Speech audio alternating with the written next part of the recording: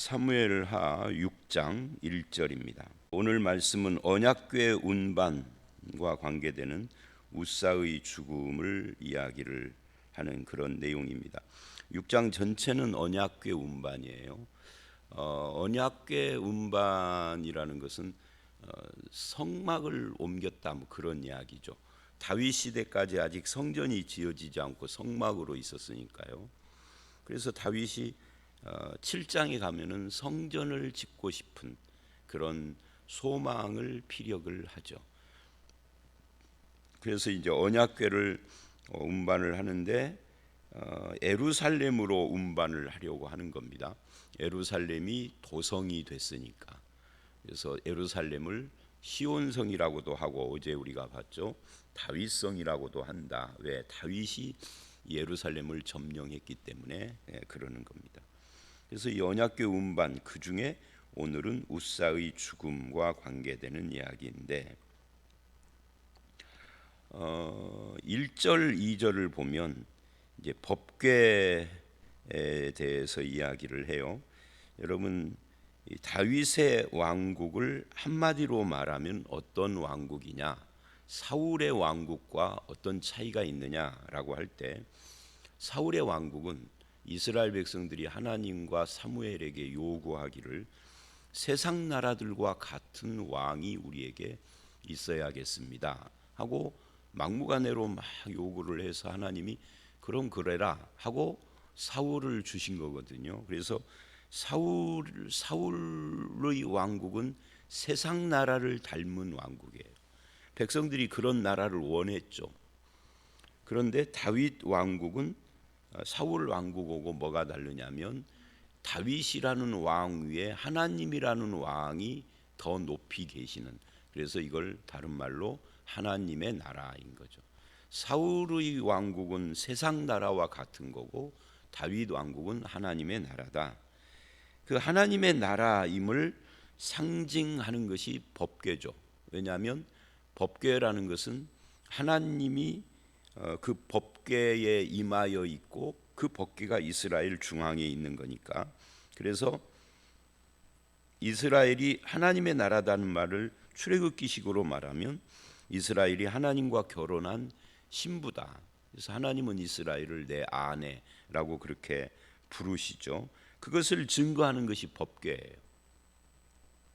이제 출애굽기를 끝까지 우리가 설교를 주일날 들으면 결론이 뭐냐면 이 법궤 성막 지성소에, 지성소 그러면 그게 법궤 위에 뚜껑이 있고 그 위에 그룹이 있고 이거거든요. 그래서 그냥 뭐 위에 그룹 이런 건 다 빼버리고 법궤라고 합니다. 근데 거기에 하나님의 영광이 가득했더라. 그것이 출애굽기의 결론이에요. 하나님이 거기 임재했다 그런 말이거든요. 그래서 이제 다윗도 통일 왕국 이스라엘 12지파 전체의 왕으로 지금 임직을 하고 출범을 하게 되면서 한 나라나 한 정권이 출범을 하면 그 나라와 정권이 이전 정권하고 뭐가 다른가 하는 것을 차별화로 보여주죠. 예를 들어서 윤석열 정권은 이전 정권과의 차별화를 뭘로 보이고 싶어 했죠. 청와대를 공개해버리고 대통령 집무실을 용산으로 옮기는 걸로 보여주고자 했는데 그게 뭐가 다른가 하는 것은 확실하지가 않죠. 우리는 이만큼 민주적이야, 아주 개방적이야, 뭐 이런 걸 말하고 싶었는지 그거는 알 수가 없지만 하여튼 그런 걸로 차별화를 시도를 했고, 문재인 정부는 뭘로 차별화를 했느냐, 북한하고 뭔가 제스처를 하려고 자꾸 그랬고, 뭐 그런 것이 있잖아요.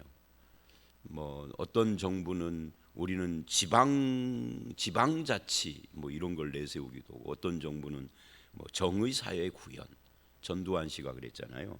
이제 그렇게 항상 새로운 정부나 국가가 들어서면 이전 정부나 이전 나라와의 차별화를 시도를 하는데, 그게 이제 뭐 법을 개정을 한다든지 아니면 여론을 움직인다든지 아니면 또는 어떤 개혁 운동을 한다든지 그러는 겁니다. 그런데 지금 다윗 왕국은 무엇으로 차별화를 하려고 그러느냐면 우리나라는 하나님 왕국이다, 하나님의 나라다.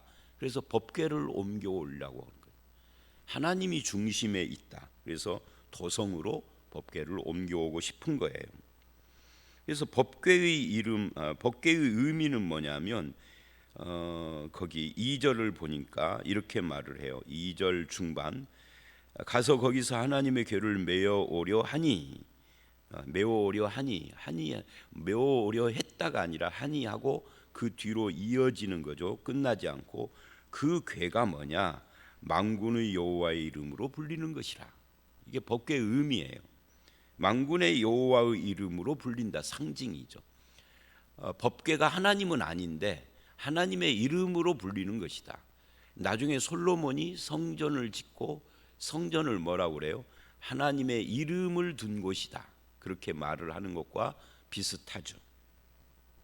하나님이 우리 가운데 계신다 하는 것을 상징하는 것이 이게 법궤, 언약궤다, 그 말입니다. 법궤의 다른 말이 언약궤거든요.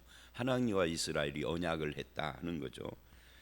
오늘날은 하나님의 이름이 어디에 있을까요? 구약 시대에는 하나님의 이름이 법궤에 있고 법궤가 이스라엘 중간에 있어서 이스라엘이 하나님의 이름을 가진 민족이고 국가예요. 오늘날은 하나님의 이름이 성도들에게 있죠. 그리고 성도들의 모임인 교회에 있죠. 그래서 교회나 성도는 하나님을 닮은 사람, 그래서 그리스도인이라고, 그리스도인 할 때 그리스도를 닮은 사람이라는 뜻이에요. 새끼 그리스도, 예수쟁이 이런 뜻인데, 그러니까 예수, 즉 하나님을 닮고 하나님을 따르고 하나님의 영광을 드러내고, 이게 이제 교회의 의미인 것처럼 법궤는 여호와의 이름을 가진 곳이다. 그래서 법궤가 움직이면은 하나님이 우리와 함께 하는 거예요. 나를 따라 함께 가시는 거죠. 그런 거 같다. 그리고 이제 3절, 이게 1, 2절이고요. 3절서부터 8절은 이제 법궤를 운반하다가 웃사가 죽는 그런 내용입니다. 여기에 새수레라는 말이 나와요. 이 새수레라는 말은 말 그대로 새로운 수레잖아요. 옛수레, 낡은 수레하고 반대되는 거죠. 그러니까 하나님의 법궤를 옮기는데 옛날 쓰던 수레 가지고 할 수 있느냐, 새로운 수레를 만들어야지 하는 그런 어떤 사람들의 마음이 작용을 한 거죠. 이것을 우리 입장에서 보면 인간의 정성과 열심과 열정, 그리고 헌신, 이런 것들을 다 보여주는 그런 어떤 이야기예요. 이게 새 수레라는 것이 사람이 하나님을 위해서 열심을 보였다 하는 거예요. 정성을 보였다. 그런데 여러분, 신앙에 있어서, 하나님 앞에서 신앙에 있어서 정성과 열심과 열정과 헌신, 비슷한 내용인데 이것이 최고일까요? 그거보다 더 중요한 건 없을까요? 근데 대부분 많은 사람들이 하나님 앞에 열심 있는 신앙이면 최고인 줄 알아요. 근데 성경은 열심이나 정성을 드리는 것보다 더 중요한 것이 있다라고 말을 합니다. 우리는 신앙이라는 게 도대체 뭐냐? 지금에 와서 이제 수십 년 신앙생활을 한 뒤에 신앙은 뭔가 하는 것을 이제는 아시는지 모르지만, 젊었을 때 20대, 10대, 20대, 30대 이 젊었을 때는 도대체 신앙, 믿음, 그러는데 신앙이 뭐냐, 믿음이 뭐냐 하는 거 가지고 많은 생각도 오고 토론도 하고, 요즘 그러는지는 모르지만 저희 때는 그랬어요. 신앙이 뭐냐. 대부분 사람들이 신앙을 지성이면 감천 같은 걸로 생각을 해요. 내가 정성을 들이는 것이다. 근데 여러분, 지성이면 감천은 무속신앙이에요. 그래서 무속을 믿는 사람들은, 요즘 무속인들은 무속인 말고 무속을 믿는 사람들은 그렇게 안 하는 것 같아요. 근데 과거에 이 아파트 시대가 아닌 단독주택이 주로였었던 때는 장독대 앞에 정한수 떠놓고 비는, 군대 간 아들을 위해서 빌고, 월남 파병된 아들을 위해서 빌고, 대학 시험 보는, 그게 이제 주로 무속을 믿는 사람들의 모습이죠. 그러다가 무슨 일이 생기면 무속인을 찾아가서 구술하고 뭐 이러는 거잖아요. 근데 기독교도 또 그런 걸로 생각을 했다. 다만 대상이 무속인들은 귀신에게, 우리는 여호와 하나님 제일 큰 신에게, 이런 식이다 그 말. 근데 성경은 우리가 믿는 하나님이 많은 신 중에 제일 큰 신이라고 말하지 않고 유일한 신, 하나님 이외에는 신이 없다 이렇게 말을 하고, 하나님을 믿는 신앙도 지성이면 감천, 열심정성이 중요하다라고 말하지 않아요. 그러면 열심이나 정성보다 더 중요한 것이 뭐죠? 하나님의 뜻에 대한 순종이에요. 신앙은 순종입니다. 그 결과 변화고요. 그래서 신앙에서 중요한 것은 순종과 변화인데, 무엇에 대한 순종이냐 할 때 하나님의 뜻이에요. 하나님의 뜻은 어디에 있느냐 할 때 그게 말씀이에요. 결국 말씀에 순종하고 그 결과 변화된 삶을 사는 것이다, 그런 이야기거든요. 근데 이제 이 법궤 운반에 있어서 뭐가 잘못됐느냐, 왜 웃사가 죽었느냐 하는 거예요. 새 수레에 싣고 갈 정도로 정성을 다했는데, 왜냐하면 민수기 4장이나 신명기 4장 또 역대상 15장 같은데, 역대상 15장은 이제 요 웃사 사건을 재설명하는 것이거든요. 신명기나 민수기는 법궤를 운반하는 하나님의 뜻, 즉 법궤 운반을 하는 율법이에요. 율법에서 규정을 해놔서 법궤를 운반할 때는 어떻게 하라라고 이렇게 말을 하죠. 반드시 레위 지파 고핫의 자손이 운반을 하는데, 어떻게 운반을 하냐면 이게 법궤 궤를 채로 꿰어서, 그래서 법궤에는 네 군데 귀퉁이에 이렇게 고리가 달려져 있어요. 그것을 채로 꿰게 돼 있어요. 손으로 만지면 안 돼요.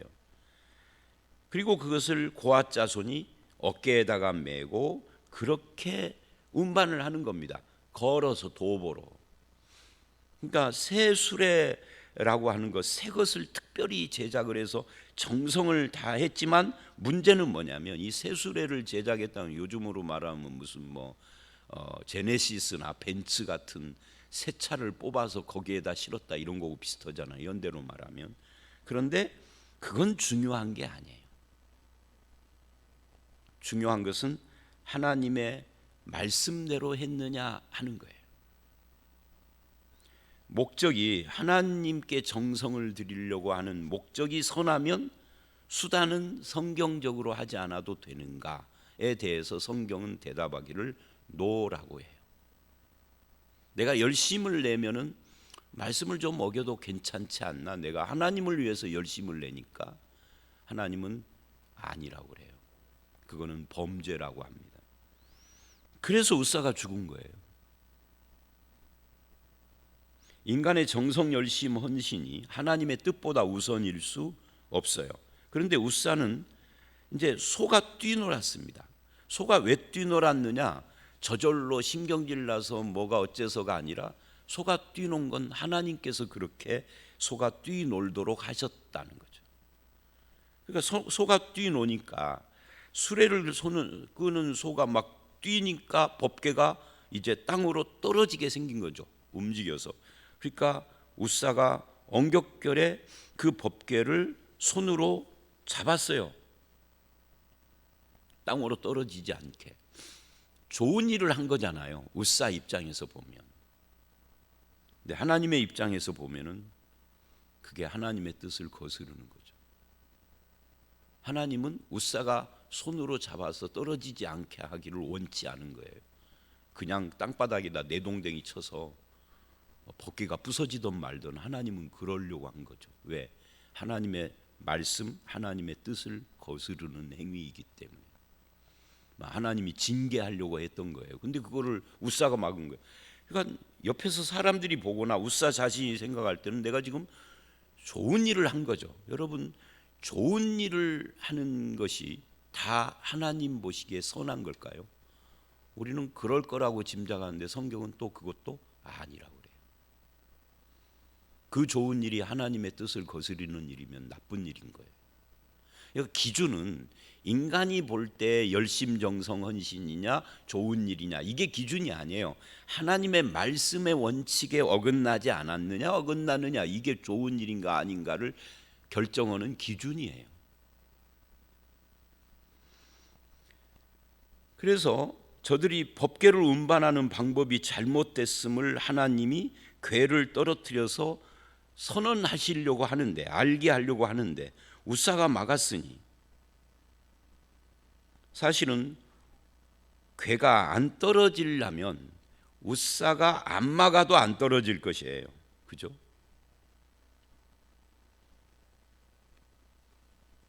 하나님의 뜻은 그런 것이 아니었다. 지금 이 사건을 통하여서 뭔가를 보여주려고 하신다 하는 겁니다. 그 뭔가가 뭐냐? 이 운반 방법이 성경하고 다르다. 하나님의 뜻이 아니다. 이걸 보여주려고 했다. 그러면 하나님의 뜻은 어디 나타나느냐? 민수기를 보고 신명기를 봐라 하는 거죠. 왜? 이 구약에서 이스라엘의 신앙의 뿌리는 구약 39권 전체가 아니라 모세오경에 있어요. 이 모세오경을 가지고 나머지 여호수아서부터 말라기는 그거를 적용을 하고 해석을 하고 이걸 어긴 사람들의 스토리가 나오는 거고, 그래서 선지서나 이런 데를 보면 하나님께 무슨 말씀을 받아서 선지자가 뭘 했다고 그러지만 그 내용이 전부 다 모세오경에 뿌리를 둔 거예요. 하나님이 새로운 말씀을 하시는 게 아니에요. 모세오경에서 이미 하셨던 말씀을 그 시대에 맞게 적용한 것뿐이죠. 그래서 이스라엘은 모세오경을 달달달달 외우는 사람들이에요. 전 민족적으로 아기 때부터 말을 할 줄 알 때부터 모세오경을 외우게 하는 거예요. 더 열심히 있는 사람은 구약 39권을 다 외우고, 그런데 대체로는 모세오경 정도는 다. 그러니까 모세오경의 민수기나 신명기에 분명히 말을 했는데도 이거를 거스린 거죠. 깜빡했다라고도 할 수 있지만 어쨌든 거슬린 거예요. 말씀을 어긴 거죠. 그래서 이제 9절부터 11절은 이 사건으로 다윗이 두려워하고 비통해하고 자책하는 모습이 나옵니다.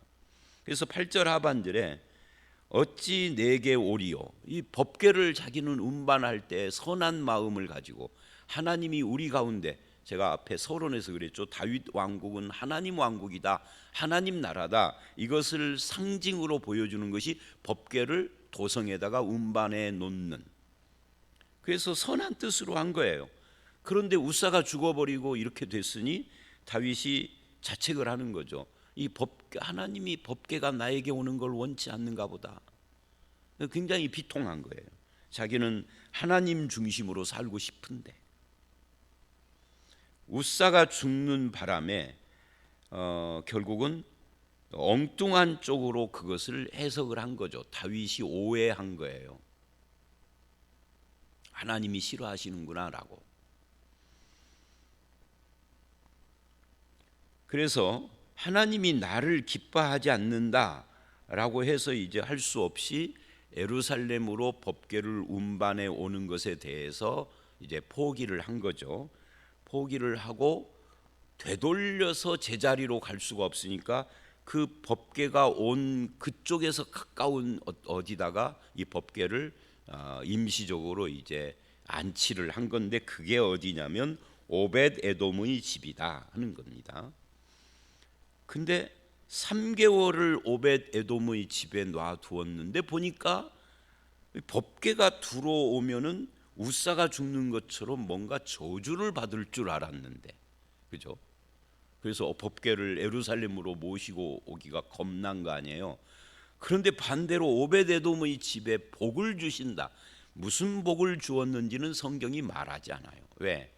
무슨 복을 주었는지가 기록의 목적이 아니니까. 중요한 것은 법궤를 운반하는 것이 갖고 있는 의미를 말하는 게 중요한 거지, 무슨 복을 주었느냐, 아들이 대학에 합격했느냐, 병이 나았느냐, 뭐 물질의 복을 주어서 부자가, 이건 중요한 것이 아닌 거예요. 복의 종류가 한두 가지도 아니고요. 그래서 복을 주신 거예요. 그러니까 다윗이 깜짝 놀란 거죠. 아니 괴가 들어오면은 두려운 것인데, 법궤가 들어오는 것이 어떻게 해서 법궤가 들어간 집이 복 받느냐. 그래서 다윗이 생각을 많이 했겠죠. 이게 이제 내일 말씀입니다. 어떤 사람이 와서 내일 말씀에 오베데돔, 이 법궤를 모셔놓은 오베데돔의 집에 하나님이 복 주셨습니다. 그러니까 다윗이 내 생각하고 다른데 하고 다시 생각을 하며, 어째서 이 법궤를 만지기만 해도 죽는데 어째서 이 집은 복을 받을까 생각을 했을 거 아니에요. 생각하고 뭐 사람들에게 물어보기도 했고 제사장을 불러서 말도 하고 뭐 했겠죠. 그러면서 발견을 한 거예요. 민수기나 신명기를 보니까 법궤 운반의 방법이 성경적이지 않았구나. 그게 이제 내일 말씀입니다. 어쨌든 복을 주셨다 하는 것이 오늘 본문의 결론입니다. 거기까지가, 그 다음 이야기는 내일 스토리고. 자, 우리는 여기서 이런 걸 볼 수 있어요. 다윗이 오해한 것과 성경이 말하는 진실. 그건 뭐예요? 다윗은 엉뚱하게 웃사가 죽는 것을 보고 하나님이 우리와 함께 하면은 저주받는다 이렇게 생각했는데, 반대로 하나님은 하나님과 함께하는 집에 복을 주셨습니다. 어떤 복이냐 하는 것은 확실한 뭐가 없어요. 내일 말씀에 그의 모든 소유의 복을 주셨다 이러지만, 소유의 복을, 무슨 복을 주었느냐는 알 수가 없습니다. 그런데 그거보다 하나님이 함께 하시는 것이 복이구나 하는 것을 깨달은 거죠. 이 하나님의 함께 하심, 이게 뭐죠? 이게 임마누엘입니다. 구약 성경에서는 그건 히브리어로 여호와 삼마라고도 해요. 여호와 삼마, 이게 하나님이 우리와 함께 하신다 해요. 그게 신약 성경에서 임마누엘이라 그러죠. 뭐 구약에서도 임마누엘이라 하고요. 그러니까 하나님이 함께 하시는 거, 이 임마누엘은 그 임마누엘을 통해서 무슨 복을 준다가 아니라 함께 하심 자체가 복인 거예요. 그런데 함께 하신 오벳에돔의 집에 함께 하심이 복이다를 무엇으로 사람들이 보게 하느냐면 그 소유에 복을 주시는 걸로 함께 하는 것이 복이구나 이렇게 깨닫게 하는 거예요. 우리는 하나님이 함께 하면은 무슨 복을 주느냐, 무슨 복에다가 초점을 맞추는데, 성경은 하나님이 함께 하는 것 자체가 복이에요. 무슨 복, 그것은 그 다음 두 번째 이야기고, 첫 번째는 함께 하는 것 자체가 복이다. 그래서 이스라엘은 하나님이 함께 하는 나라, 임마누엘의 나라인 겁니다. 그래서 성경 맨 마지막 계시록을 보면 하나님이 우리와 함께 있어. 계시록 21장을 보면 그렇게 표현을 해요. 하나님이 우리와 함께 있어. 이게 복인 거거든요. 그게 새 예루살렘 성이에요. 하나님 우리와 함께 있어 눈물을 씻으시고 애통함이 없고 죽음이 없고 이렇게 나가는 겁니다. 근데 이 임마누엘이 우리 눈에 보이는 것으로 드러난 게 뭐예요? 그게 예수 그리스도가 성육신하신, 탄생하신 거예요. 그죠? 그래서 마태복음을 보면 예수님이 오셨을 때 예수님을 뭐라고 그래요? 그 이름을 예수라 하라, 그리고 임마누엘이라 하리라. 그게 하나님의 축복인 거죠.